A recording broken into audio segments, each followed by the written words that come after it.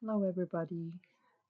My name is Maria, and I have created this presentation as part of our advanced pathophysiology um, course focused on the immunity and cancers discussion.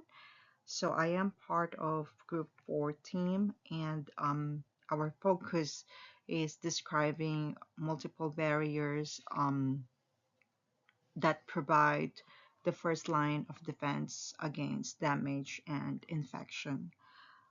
Um,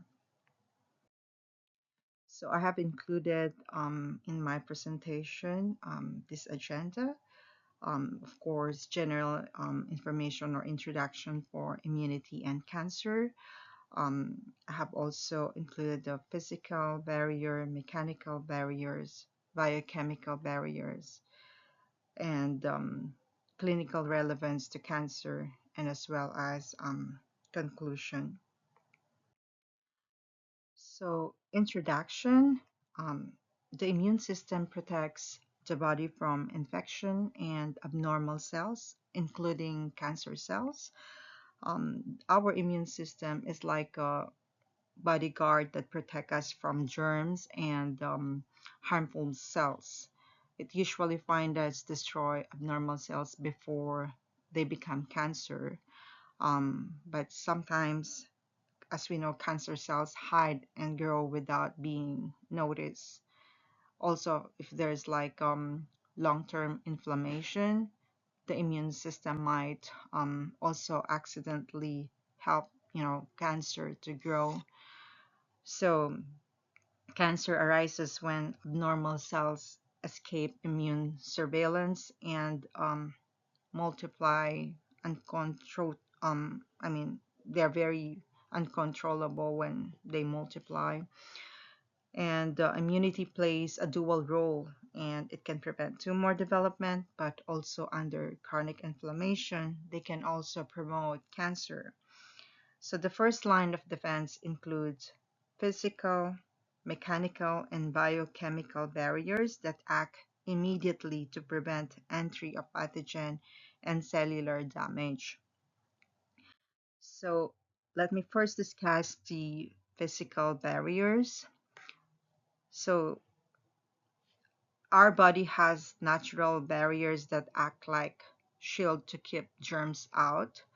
As an example is our skin. So the skin is tough and dry, so making it hard for the microbes to enter. So the other one as well is the mucosa or our mucus, tightly packed epithelial cells line body tracts, blocking pathogens.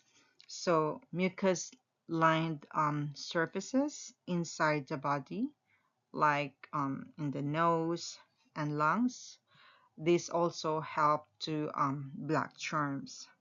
For example, when we breathe in and or we breathe in dust or pollen, um, our nose hairs trap the big particles, and tiny cilia move the mucus up and out. This is called like the mucociliary escalator. And the next one is the eyelashes and eyelids. So basically, eyelashes and blinking protect the eyes by keeping out dirt and washing away with tears. So all these barriers work together as the body's first line of defense to stop infection before they even started.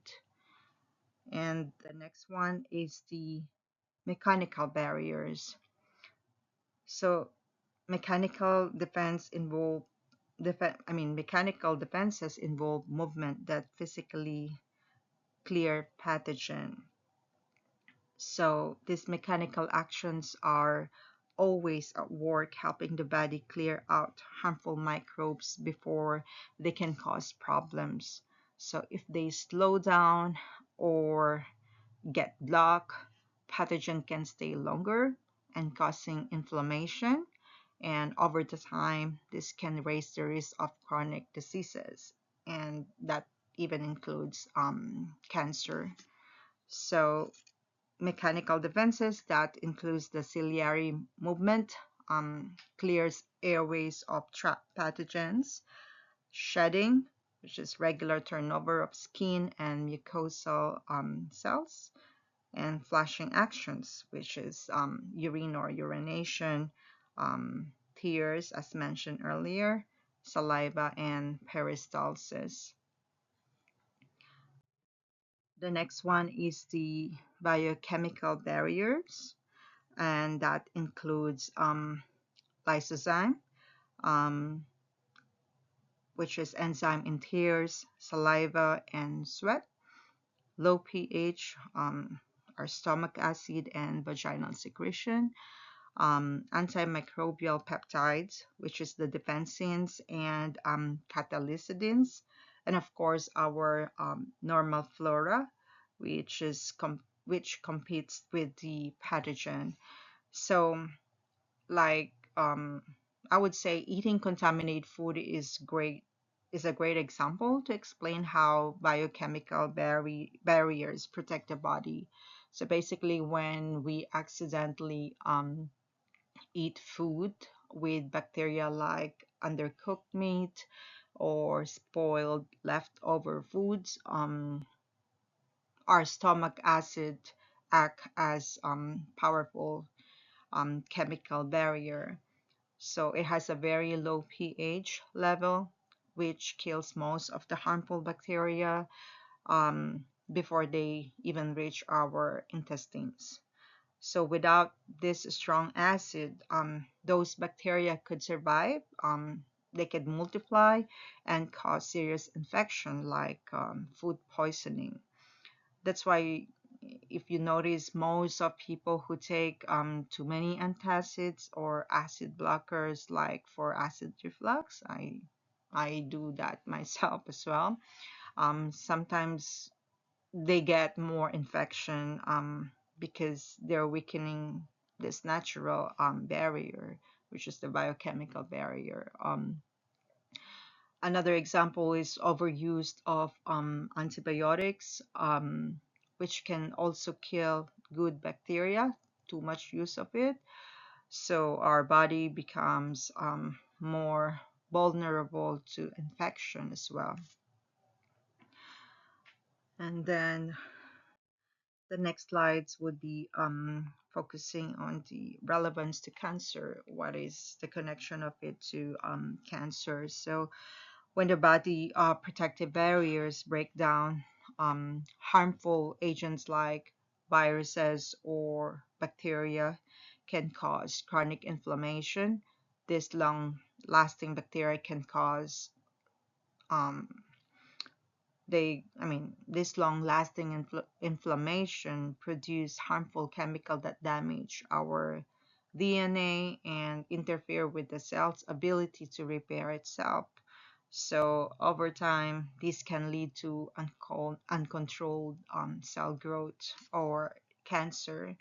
So as a good example of this is the HPV or the cervical cancer, H. pylori, what we call gastric cancer, chronic colitis or colon cancer. So when barriers fail, chronic inflammation can develop. This leads to the release of reactive species and inflammatory mediators that damage our DNA and disrupt cell repair and promote uncontrolled cell growth, as mentioned earlier. And as part of my conclusion, first line barriers are essential for infection and cancer prevention.